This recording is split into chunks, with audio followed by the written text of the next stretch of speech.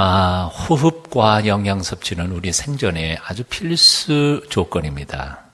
우리는 숨을 쉬어야 되고요. 그리고 밥을 먹어야 삽니다.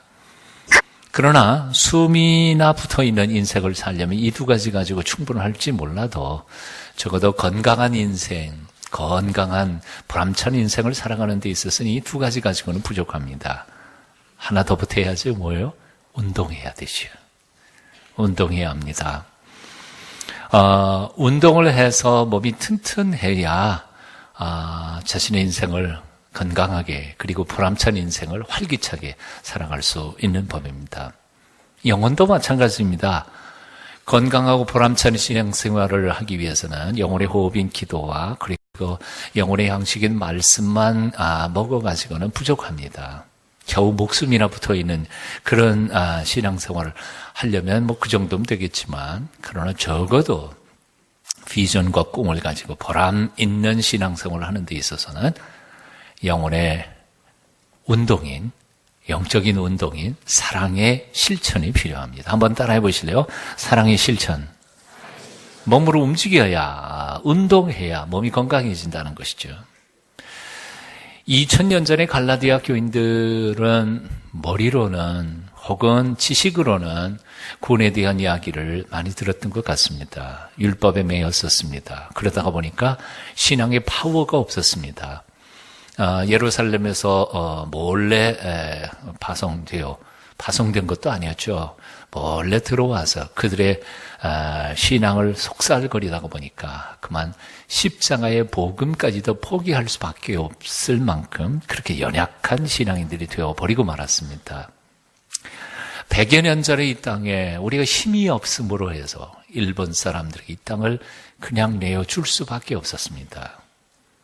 힘이 없다는 것, 병약하다는 것은 하나님이 내게 주신 것조차도 찾아 먹지 못하고요. 누리지 못하고 더더군다나 하나님이 내게 주신 것조차도 누리지 못하는데 어떻게 옆에 있는 사람을 행복하게 만들고 하나님이 허락하신 삶의 터전인 이 세상을 아름답게 만들어갈 수 있겠습니까? 중요한 것은 나도 건강할 뿐만 아니라 내 옆에 있는 사람을 행복하게 만들고 세상을 아름답게 만들기 위해서는 반드시 영적으로도 육적으로도 건강한 삶이 되어야 한다는 것이지요. 그래서 운동해야 합니다. 몸으로도 운동해야 되지만 영적으로 신앙적으로도 운동해야 합니다. 나는 여러분들이 밥이나 먹고 겨우 숨이나 쉬는 목숨만 붙어있는 신앙인이 되지 않았으면 좋겠습니다. 건강하고 튼튼해서 내 몸도 잘 간수할 뿐만 아니라 다른 사람을 위하여서도 남은 힘이 있어서 힘껏 봉사하고 섬기며 하나님께서 내게 맡겨주신 사명을 잘 감당할 수 있는 튼튼한 몸과 마음과 영성이 있게 되시기를 축원합니다. 한번 따라해 보시겠습니다. 건강하고 싶으냐? 사랑해라. 정말 건강하고 싶으냐? 구체적으로 사랑하라. 입으로만 사랑해서는 안 된다는 거죠. 몸으로 사랑하고 실천해야 정말 건강해진다는 겁니다. 운동 한두 번 한다 그래서 금방 죽지 않아요. 운동 한두 번 안 한다 그래서. 하지만 안 하고 또 안 하다가 보면 결국은 몸은 약해질 수밖에 없고요. 결국 나중에 병든 후에는 내가 미리 운동을 좀 했을 걸 하고 후회하게 될 것입니다. 역시 마찬가지입니다. 영적으로도 우리가 봉사 한두 번 안 했다고 해서 금방 내 영혼이 시들어버리거나 죽어가지 않습니다. 하지만 계속해서 구체적으로 사랑을 실천하지 않는 사람의 영성은 피폐해져 갈 수밖에 없습니다. 지나가 보십시오. 입으로만 신앙생활하는 사람, 입으로만 성경 공부하고 큐티하는 사람, 실천이 없는 사람, 그의 영적 삶은 피폐해질 수밖에 없는 겁니다. 따라해 보실까요? 사랑하면 예뻐진다. 그 말이 옳은 것 같아요. 아마 하나님께서 우리의 몸을 그렇게 만드신 것 같아요. 사랑의 마음이 확 일어나면 우리 몸속에 엔돌핀과 여러 가지 호르몬 작용해서 정말 예뻐지는 것 같아요. 매력적인 사람이 돼요. 마찬가지입니다. 사랑을 구체적으로 실천하는 사람들은 건강해집니다. 그리고 사랑의 마음속에 담겨져 있는 사람은 담대해집니다. 엄마들이 얼마나 담대합니까? 예? 아이를, 내 자식을 보호하기 위해서 엄마들이 누구하고 붙을 수 있지 않아요? 안 그래요? 예. 세상에 제일 무서운 게 암사자 아닙니까? 자, 그렇다면 구체적으로 사랑을 실천한다는 것은 무엇일까요? 어렵게 생각할 필요 없습니다. 나누는 것입니다. 영어로는 sharing이라고 말하지요. 시간을 나누는 겁니다. 내 주머니에 그래도 여유가 있는 돈도 몇 푼씩 나누는 겁니다. 복음을 나누고, 그리고 삶을 나누고, 꿈과 비전을 나누고, 나의 아픔도 나누고, 나의 기쁨도 나누는 것. 나누는 것 속에 진정한 사랑의 실천이 있는 것입니다. 곰곰이 여러분 한번 생각해 보십시오. 내가 지금 누리고 소유하고 있는 것들이 다 어디로부터 왔을까요? 내가 태어날 때부터 가져온 건 아니잖아요. 분명한 사실은 엄마 뱃속에 나올 때 나는 아무것도 쥐고 오지 않았습니다. 빈손이었습니다. 혹시 쥐고 오신 분 계세요? 예, 아무것도 쥐고 온 거 없어요. 어떤 사람 왕자 3개 가지고 왔다 그러는데 사실은 가만히 보면 다 왕자입니다. 여러분 손바닥 잘 보세요. 자세히 보면 왕자 있어요. 이렇게. 그런데 아무것도 안 가지고 왔어요. 그런데 지금 현재 내가 살고 누리고 소유한 것들을 가만히 생각해 보면 얼마나 많은 것들을 소유하고 있습니까? 다른 사람에 비하면 별거 아니라 그렇게 생각할지 몰라도 곰곰이 생각해 보면 내가 누리고 내가 소유한 것들 참 엄청나게 많습니다. 내 재주와 노력만으로 이것이 이루어졌다고 생각하십니까? 아니요. 나보다 훨씬 더 열심히 일했으나 지금 나보다 형편없이 어려움을 겪고 살아가는 사람들 한두 명이 아닙니다. 나보다 훨씬 더 똑똑하고 재주가 많지만 지금 나보다 어렵게 살아가는 사람도 한두 명이 아닙니다. 곰곰이 생각해 보면 그래요. 내 친구들도 가만히 보면. 그러니까 결국 내가 내 재주만으로 성공했거나 지금의 이 풍성한 삶을 살아가고 있는 것은 결코 아닙니다. 하나님이 주신 은혜였고 부모 잘 만난 덕이고 어떤 사람 부모 잘 만난 덕이라 그랬더니 그런 소리 하지 마세요. 난 부모님께 돈 한 푼 물려받은 적이 없어요. 나는 아예 초등학교 시절부터 밖으로 나와가지고 자수성 간 사람이 납니다. 근데 그럴까요? 돈 한 푼 부모님께 물려받지 않았다 할지라도 그 좋은 머리는 누구한테 물려받았어요? 자수성가할 수 있을 만큼의 그 끈기와 인내심과 이런 건 다 어디서부터 온 거예요? 부모님께 받은 거 아닌가요? 예? 부모님이 돈 한 푼 내게 물려주지 않았어도 그분의 장점, 그분의 DNA, 그분의 유전인자 그게 내 속에 유전되었으니까 내가 그 어렵고 힘든 상황 속에서도 성공할 수 있었던 것 아닌가요? 생각해보면 하나님께서 우리에게 베풀어 주시는 은혜요. 부모님이고 좋은 스승이고 좋은 친구들 만나서 이만큼이라도 우리가 누리고 사는 줄로 믿습니다.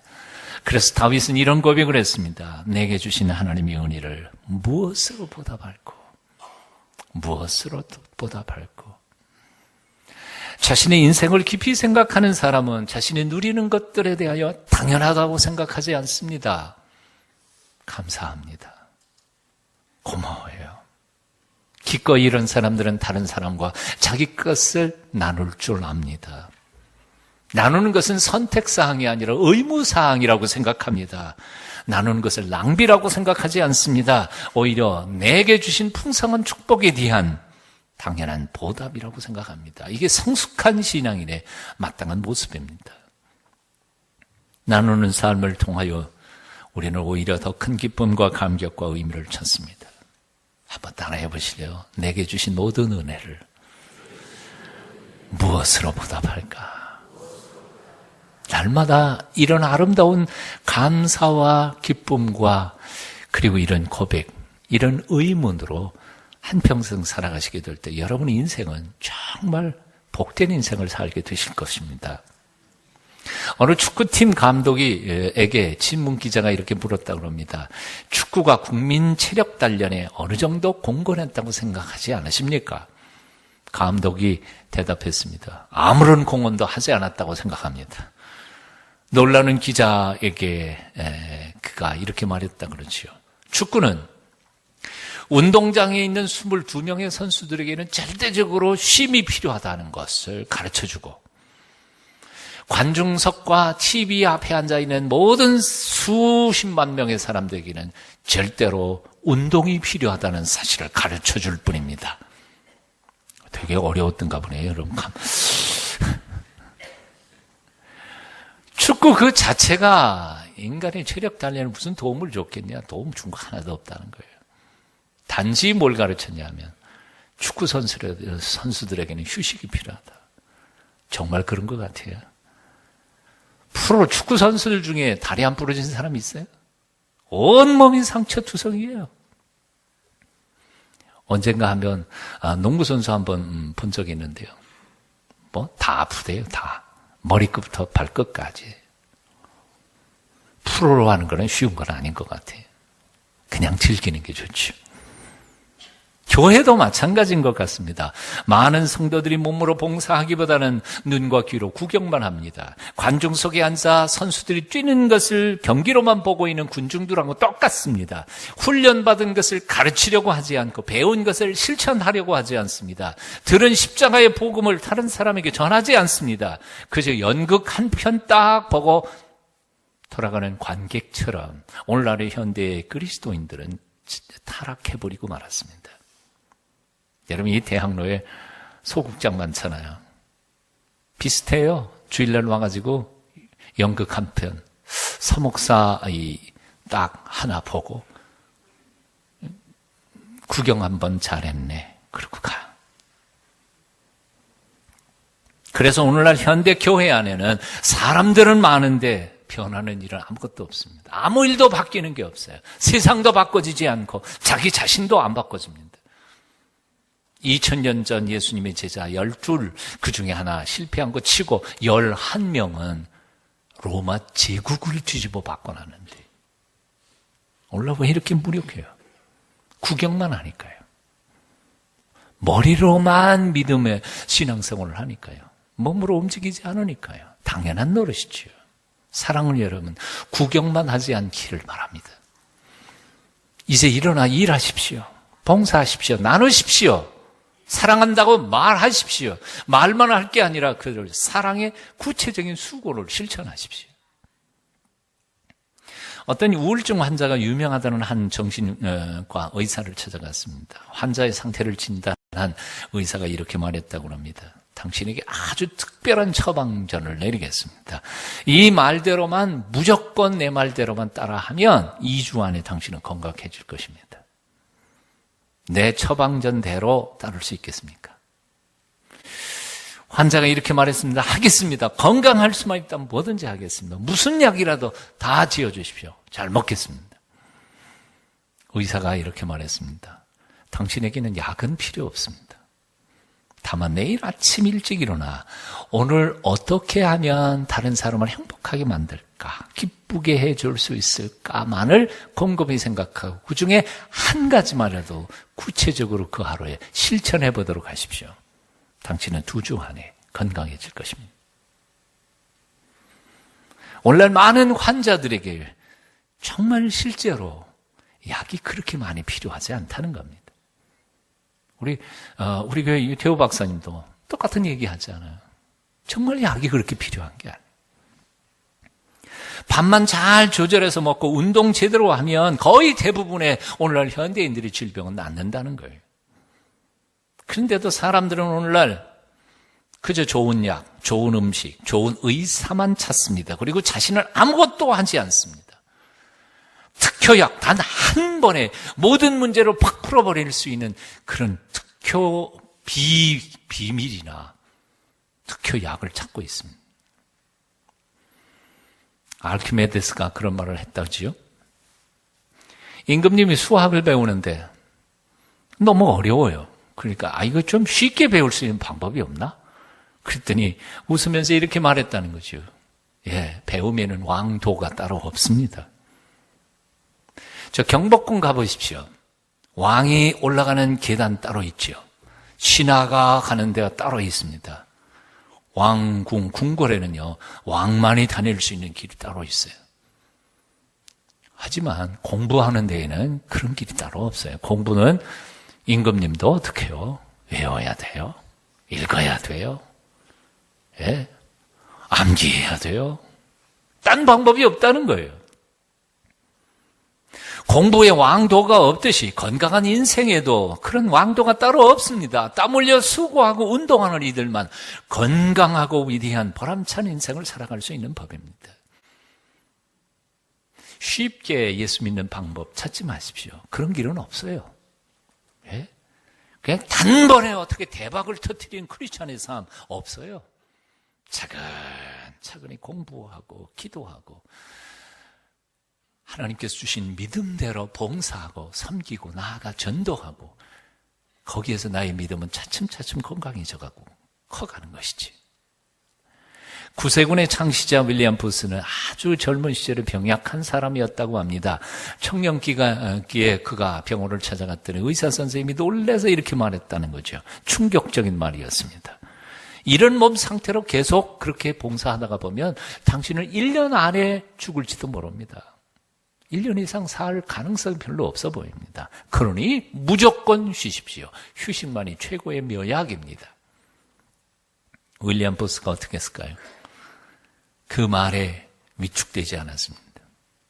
대신에 의사의 말을 잘 듣고 규칙적인 생활을 시작했습니다. 정한 만큼 먹고 정한 만큼 쉬되, 그러나 봉사의 삶은 예전보다 훨씬 더 많이 하기 시작했습니다.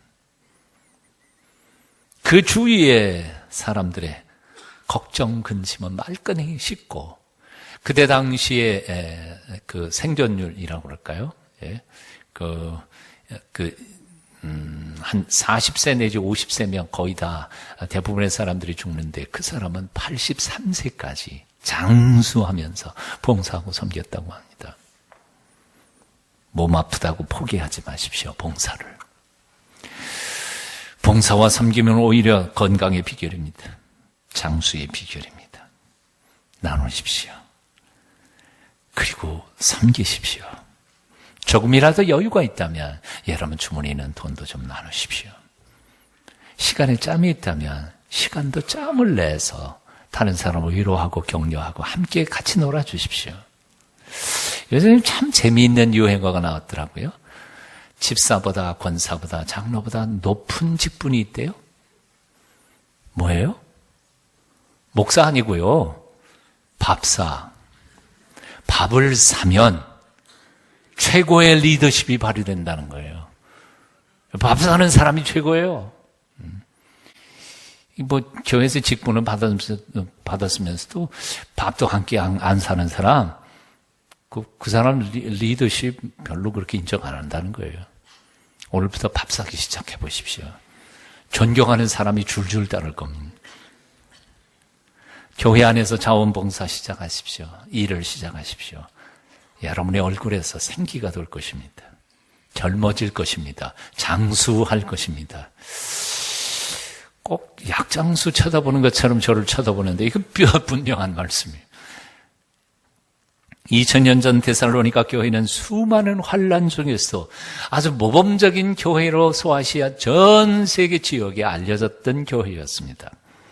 근데 여기 오늘 본문은 아니지만 그 다음 6절에 보면 많은 환란 가운데서라고 말하고 있음을 봅니다.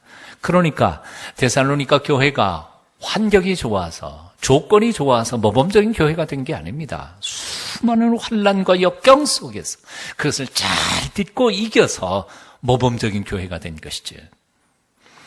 제가 6절부터 8절까지 조금 읽어드리겠습니다. 혹시 보실 수 있는 분들은 성경 보시고요. 또 너희는 많은 환난 가운데서 성령이 기쁨으로 말씀을 받아 우리와 주를 본받은 자가 되었으니 그러므로 너희가 마게도냐와 아가야에 있는 모든 믿는 자의 본이 되었느니라.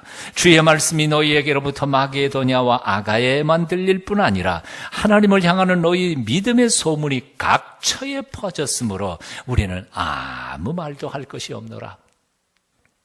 사도 바울이 데살로니가 교회에 대하여는 충고할 말이 아무것도 없어요. 왜? 너무너무 잘하는데 뭐하러 말을 할 필요가 뭐 있겠어요?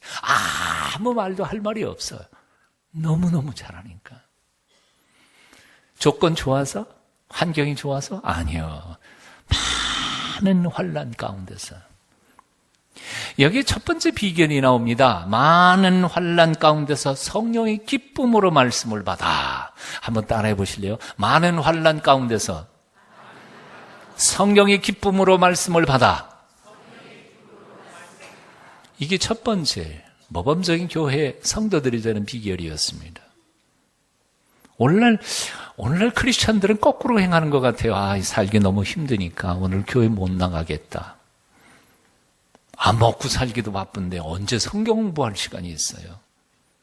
기도할 시간은 언제 있어요? 우리는 지금 믿음을 거꾸로 살고 있습니다. 우리의 선배들은 너무너무 힘드니까 하나님 앞에 기도하지 않을 수 없었던 거예요. 너무너무 환난과 역경을 견디기가 어려우니까 하나님이 주신 약속의 말씀을 확인해야만, 그리고 그 약속의 말씀을 붙잡아야만 그 어려운 역경을 이겨갈 수 있으니까 어려운 때일수록 성경을 붙잡았던 것이죠. 이게 진정한 믿음 아닌가요? 여러분 삶이 너무 괴롭고 힘드세요? 그러면 성경 말씀 공부하셔야 해요. 붙잡으셔야 돼요. 너무너무 지치고 고달프세요? 그러면 하나님 앞에 엎드려서 하나님 도와주세요. 기도를 시작하셔야 되지 않아요? 힘들면 힘들수록 하나님의 심장 그 가슴팍으로 파고 들어가서 그의 도우심을 구해야죠. 왜 도망가느냐 그 말이에요. 어디에 소망이 있어요? 밖에 나가서 어디에서 힘을 얻는단 말이에요. 성령의 기쁨으로 말씀을 받아. 여기에 데살로니가 교회 성도들이 파워를 얻게 된 원천이 있었습니다. 자, 그런가 하면 데살로니가 교회 성도들은 성령의 기쁨으로 말씀을 잘 배울 뿐만 아니라 그 배움은 지식에 머무르지 않았다는 사실입니다. 오늘 3절 여러분 한번 같이 읽어보시겠습니다. 함께 읽습니다. 시작. 너희의 믿음의 역사와 사랑의 수고와 우리 주 예수 그리스도에 대한 소망의 인내를 우리 하나님 아버지 앞에서 끊임없이 기억하매니. 세 가지가 등장합니다. 첫째, 믿음의 역사와, 둘째, 사랑의 수고와, 셋째, 소망의 인내를. 즉 다시 말하면 데살로니가 교회 성도들에게 있어서 믿음은 추상적인 게 아니었습니다. 입으로만 고백하는 신앙 고백적 교리가 아니었습니다. 그들의 신앙은 구체적인 삶 속에서 역사를 이루어내는 것이었습니다. 일입니다. The work of faith. 믿음은 work, 일을 만들어내는 거예요. 역사하는 거예요. 일하지 않는 믿음은 가짜예요. 죽은 믿음이라고 야고보 선생은 말했습니다. 행하지 않는 믿음, 끝난 거예요. 오늘날 너무나 많은 사람들이 믿음을 말로만 해요. 말로만 해. 큐티만 해. 구체적인 삶 속에서 실천되지 않는 믿음은 다 가짜예요. 근데 데살로니가 교회 성도들은 믿음의 역사가 있었다는 거지. 열매를 맺었어요. 두 번째, 사랑의 수고라는 말도 있습니다. The labor of love. 사랑의 노동이라는 말입니다. 노동이라는 건 쉬운 거 아니에요. 귀찮은 거고 힘든 거고 어려운 거예요. 희생이 필요해요. 땀방울이 필요해요. 근데 데살로니가 교회 성도들의 사랑은 그렇게 수고하는 것이었습니다. 감정적인 게 아니었어요. 사랑합니다. 입으로는 말하지만 몸은 하나도 꼼짝거리지 않는 사랑이 무슨 사랑이에요? 그런 사랑이 아니었다는 거예요. 귀찮지만, 힘들지만, 어렵지만, 가끔씩요, 밤중에 우리 집사람 보고 라면 한 그릇 끓여주지, 그랬다는 쫓겨나기가 딱 맞은 거예요. 네. 첫째는 밤중에 밥 먹는 거에 대해서 별로 안 좋고, 몸이 안 좋으니까요. 둘째는 라면이 이게 몸이 안 좋으니까. 셋째는 아마 조금 있을 거예요. 귀찮으니까 안 해주기도. 그런데 첫 번째, 두 번째 다 안 주는 게 내 몸에도 좋고 남편 몸에도 좋지만 그래도 세 번째 귀찮아도 그래 먹고 싶다니까 끓여줘요. 가지고 와. 뭐 때문에요? 그게 사랑의 수고예요. 나 지금 끓여달라는 얘기가 아니고 사랑의 수고예요. 참된 믿음, 참된 사람, 참된 소망은 마음속에 사적으로 숨겨놓은 비밀이 아닙니다. 겉으로 나타나야 하는 것입니다. 믿음은 역사로 나타나야 하고 사랑은 구체적인 섬김의 봉사로 나타나야 하고 소망은 어려운 환경과 역경 속에서도 인내로 나타나야 합니다. 그래서 참된 믿음과 사랑과 소망을 가진 사람들은 뭔가 달라도 틀립니다. 얼굴빛이 틀리고요. 말하는 게 틀리고요. 그의 행동 자체가 틀리게 되어 있습니다. 생각해 보십시오. 내 마음속에 살아계신 하나님을 모시고 염려 근심 다 맡겨놓고 사는 사람과 세상의 염려 근심 다 한 몸에 짊어지고 이걸 어떡하나 하고 신앙생활하는 사람과 얼굴빛이 같겠어요? 틀리겠어요? 우리가 관상을 배울 필요도 없어요. 우리는 영적으로 통하는 사람들이라 옆에 있는 사람 얼굴만 쳐다보면 가짜인지 진짜인지 대충은 짐작이 가요. 옆에 있는 사람 얼굴 한번 보세요. 염려 걱정하는 사람인지 아니면 하나님께 맡겨놓고 사는 밝은 얼굴빛으로 사는 사람인지. 물론 옆에 있는 사람의 믿음을 함부로 이렇게 판단하거나 정죄해서는 안 되지만 나 자신을 들여다보자는 거예요. 내가 진정한 참된 신앙이 있습니까? 믿음이 열매를 맺어야 하고 사랑의 수고의 삶으로 나타나고 소망이 시련과 역경을 이겨내는 데에는 사실은 시간은 좀 필요합니다. 훈련이 필요하고 연습도 필요합니다. 그러나 분명한 것은 그런 믿음의 자세를 가진 사람은 시간이 지나갈수록 점점 더 성숙해 가거나 얼굴빛이 밝아지거나 그의 언어 행실이 성숙해 간다는 것은 틀림없습니다. 그러나 그런 믿음의 뿌리가 제대로 잡히지 않은 사람은 30년 예수 믿어도 아니 평생 예수 믿어도 여전히 걱정하고 여전히 근심하고 여전히 남 핑계만 대고 그렇게 살 겁니다. 사랑을 여러분 입으로만 예수 믿지 않기를 바랍니다. 입으로만 사랑한다 말하지 않기를 바랍니다. 몸으로 움직여서 사랑을 실천하고 하나님이 내게 주신 것 중에 유효한 것들을 나눌 줄 알며 시간을 뚝 떼어 아파하고 괴로워하는 사람 찾아가서 위로하고 격려하고 등 따들겨 줄 때 하나님의 기적은 그 사람에게만이 아니라 나에게도 나타날 줄로 믿습니다. 어떤 부인이 목사님을 찾았습니다. 목사님, 주고 또 주고 또 주고 언제까지 이렇게 반응도 보답도 없는 이 희생의 일을 계속해야 할지 모르겠습니다. 우리 남편은 우리 애들은 이런 공덕도 모릅니다. 나만 손해입니다. 그랬더니 목사님이 이렇게 대답하더랍니다. 드디어 자매님은 사랑의 수고라는 성경의 말씀을 배우기 시작하셨습니다. 사랑의 수고란 바로 예수님께서 말씀하신 대로 보답을 바라지 않고 조건 없이 끝까지 기쁘게 섬기고 주는 것입니다. 동의하십니까? 보답을 바라고 하는 것은 품앗이이죠. 그냥 투자입니다. 내가 당신한테 이만큼 했으니까 당신도 나한테 이만큼 해. 그건 투자죠. 그건 장사하는 거예요. 집에서 장사하지 마세요. 계산하지 말고요. 그냥 사랑하세요. 어제는 이 땅에 우리의 선열들이 빈손 들고 일어나 이 땅에 독립을 외쳤던 3.1절이었습니다. 우리는 지금 우리가 누리고 있는 이 자유에 대하여 너무나 그냥 당연하게 생각하고 있지만 우리의 선배들은 이 자유를 쟁취하고 갈망하기 위하여 그야말로 피를 토하는 아픔과 갈망으로 목숨을 바치고 헌신했던 결과로 우리는 이 자유를 누리고 있습니다. 오랜만에 신문 선생의 시를 한 번 더 읽어봅니다. 저는 읽을 때마다 가슴이 울렁거립니다. 그날이 오면 그날이 오면은 삼각산 일어나 더덩실 춤이라도 추고 한강물 뒤집혀 용서슴 칠 그날이 이 목숨 끊치기 전에 와주기만 하려면 나는 밤하늘에 나르는 까마귀와 같이 종로의 인경을 머리로 들이받아 올리오리다. 두개골은 깨어져 산산조각이 나도 기뻐서 죽사오매 오히려 무슨 한이 남으리까.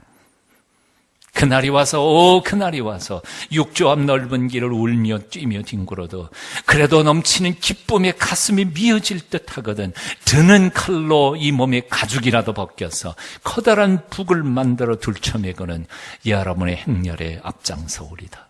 우렁찬 그 소리 한 번이라도 듣기만 하면 그 자리에 거꾸러져도 눈을 감겠소이다. 피를 토하는 시. 시문은 이런 갈망과 열망을 품고 해방의 날을 기다렸지만 결국 해방의 날 오는 걸 보지 못한 채 며칠 전에 세상을 떠나고 맙니다. 그렇게 그분이 열망했던 자유를 우리는 너무나 자유롭게 호흡하고 있지 않아요. 이 소중함을 우리는 기억해야 합니다.